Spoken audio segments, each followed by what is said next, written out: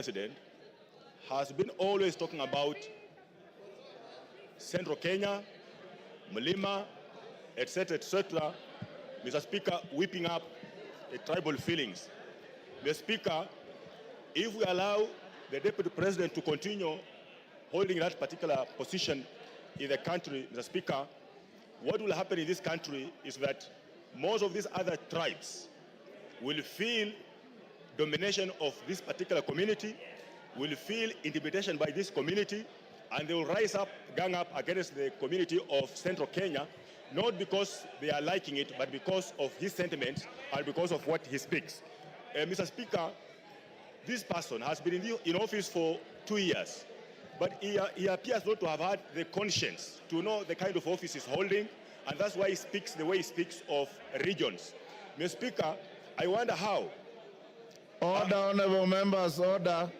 I wonder how a person holding that kind of office can keep on talking of Kuweka Miteko State House for people who did not vote for this government, not to enter, not to access. Mr. Speaker, because of Kuweka Miteko, kila mahali kwa kona State House has affected some of us when he was still very active in State House, blocking us from accessing State House.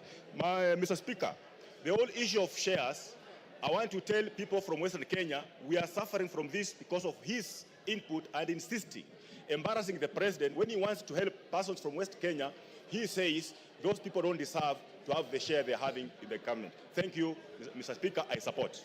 Robert Mbui. Robert Mbui. Yeah, thank you, Mr. Speaker. Being in leadership, I'll give you 5 minutes. Thank you very much, Mr. Speaker. Thank you very much. Mr. Speaker, I've noticed, listening to the arguments that have been passed here this afternoon, and also earlier in the morning, I've noticed that it's getting a little personal, and I'm feeling a little jittery, because I know the subject matter is a person who is a family man with a wife and children, and friends and relatives, and they're all listening. So I think maybe I will start by reading the Bible so that we can bring down the temperatures. Ephesians chapter 4, verse 32 says, "Be kind, compassionate, and forgiving to each other in the same way God forgave you in Christ." Now, verse 31, Mr. Speaker, says, "Put aside all bitterness, losing your temper, anger, shouting, and slander, along with every other evil." Mr. Speaker, as a member of Azimio la Umoja One Kenya, I didn't believe in the leadership of Kenya Kwanza. I opposed it from the beginning. Mr. Speaker, I am vindicated now because I can tell the people of Kathiani that I said that this government is rudderless, is leaderless, is planless. And Mr. Speaker, is also merciless, because within a very short time, the center can no longer hold. Mr. Speaker, former Senator, now Governor James Orengo, famously said in Senate that governments eat their own people. Former leader of majority of the National Assembly, Duale, was eaten by his government. Today is a CS. Former Deputy Speaker of the Senate, Kithure Kindiki, was eaten by his government. Now he's also a CS. Former Chair of Budget of this National Assembly was eaten by his government. Today is the majority leader. I don't know. We are now eating Rigathi. Where will he end up? Mr. Speaker, I have an issue of concern, Mr. Speaker. Yes, Majority Leader. Honorable Speaker, is the Deputy Leader of Minority to assert that I was eaten by my own government, Honorable Speaker, whereas he knows I was never eaten by any government. I only stood firm against tyranny.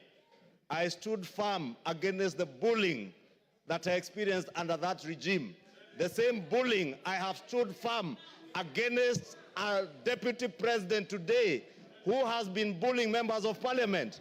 And I have only put my chest forward to defend the rights of all these members, including the Honorable Robert Mbui, who was, Honorable Speaker, when the Deputy President visited Kathiani, he said to the Honorable Mbui that these Kambas are too few. They can never make a president. Kalonzo can never be anything. How can you defend a person who has disdain for Kalonzo Musyoka, a former vice president of this country? Mbui. Robert Mbui. Thank you, Mr. Speaker. You know, I love the passion and the humor in the majority leader, But Mr. Speaker, I'm also impressed by the energy that I've seen in this house, the vigor, the passion from morning. I mean, it is a first bill, or rather it's a first motion, where this house has gone up to public participation in the constituencies. Mr. Speaker, I only wish that the energy that we are expending here to send a question to all Kenyans about one individual was being used